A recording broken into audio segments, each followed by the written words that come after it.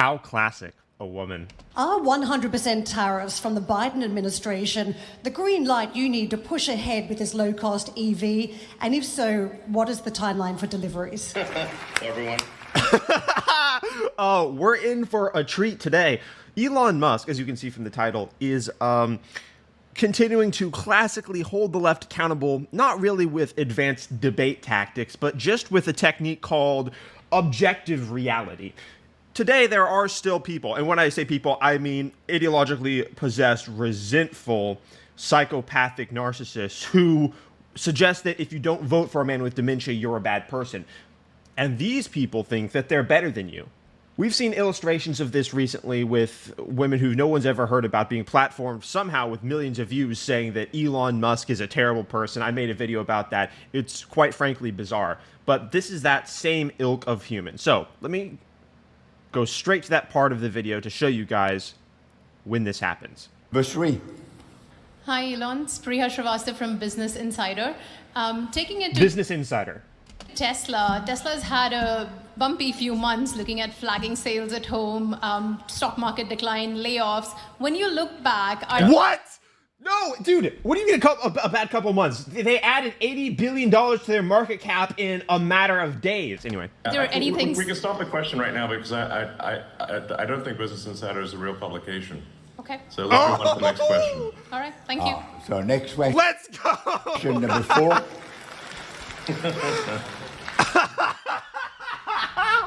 Oh my gosh, they're losing! They're losing, can you tell? Oh my gosh. You realize that when you have a massive company, you're supposed to hire people at certain times and let them go at other times. It doesn't make sense to keep massive groups of people when you don't need them. Recently, and when I say recently, I mean like a month ago, he let go like 2,500 people at a plant he had in like Austin, Texas, I believe. But that's because months before, he hired a bunch of people. And guess what? That same weekend, the stock price went up 7% and added $80 billion to his market cap. So what I just said there completely refutes what the hack journalist said. But those are the same type of people that print headlines like Andrew Tate is guilty or Charlie Kirk's a white supremacist or Elon Musk is, take your pick of slander words the left uses to demonize people they disagree with. There's nothing of substance or relationship to objective reality that they say, because to them, to Marxists, objective frameworks like logic, reason, and rationality are considered to be oppressive. This was the case at my extremely left-leaning high school that I went to, that Elon Musk's kid also went to, that turned his kid into, you know what happened. This is the case any place the left-wing ideology flourishes. They're told that they're good people by default, and that any person that would challenge their belief set is inherently the other class. And I highly recommend you guys check out some of my videos that I've recorded, especially an hour-long video where I dissected and exposed two, I'm just gonna be honest, they're psychological operative people probably employed by the CIA, these old destroyed women that just went on like an hour and a half spree of just slandering Elon Musk, basically saying the opposite of the truth for an hour and a half. And I saw that and I said to myself, okay, this is clearly a manifestation of the left, because if you're going to say the opposite, and they just quite literally said the opposite of the truth for an hour and a half in order to slander Elon Musk in a petulant, low IQ, feminine way. And that is exactly in keeping with left-wing ideology. So go check out that video. I'll throw up the thumbnail on the screen right now so you can recognize it. Hi, Elon. My name By is the way, Shar. notice how the entire crowd applauded, because they're aware that the news is controlled and owned by certain agendas. Shirt, we have seen it, and it's okay. He's really going for it with the 42. But it's good, but it's okay. 42. L'école 42. Très bien.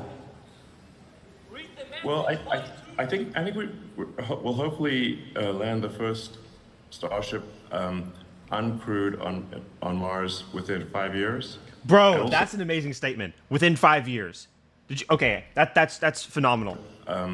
Uncrewed on Mars within 5 years, and also With it, bro, that means the first rocket that can take massive payload to Mars, the planet that we've only been able to land basically robots the size of a small car, and the people that have been able to do that, they're from NASA. It's a government agency with billions of dollars. So obviously there's a massive step up in landing an unmanned rocket. that happening before I'm 20 or before I'm 30 years old is mind-boggling. That's so epic. On the moon, and I think we will have the first. I wonder genuinely what the difference is in terms of difficulty between landing on Mars versus the moon with the same rocket, given that it's capable of landing on the moon. Because you don't need to continually have the engines on, I think, once you're headed on the correct trajectory, since it's a void, there's obviously no friction. You know what I mean? So once you escape Earth's gravity well and you're headed on the correct trajectory, is it just a matter of it being a longer trip?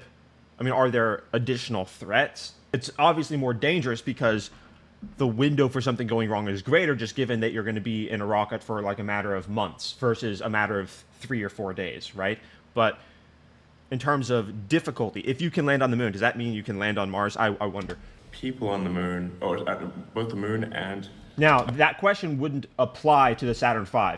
Just keep in mind. So this only applies to Starship and what SpaceX is doing, because the Saturn V could not have returned from Mars, and it was built to only return from the moon. But SpaceX's Starship can return from Mars.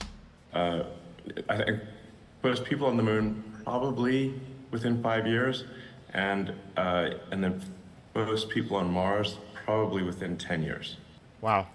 Maybe, I think less than 10 years, maybe 7 or 8 years.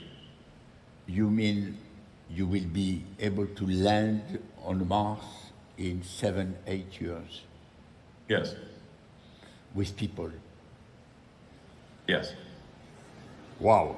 That is what Wow. Starship is trying for. It's Bro, this man is doing what countries cannot do. Do you understand that? Do you understand the reason why there's so many people that are enamored by this guy? To hate Elon Musk, to slander him, you either have to be a destroyed, single, alcoholic, drug-addicted, resentful, low IQ woman. Did I say resentful already? Or you have to be just on the left. One of the two. Subscribe to the channel. We are so unbelievably censored, but we're not going to stay that way forever. So subscribe, and I'll catch you guys in the next one.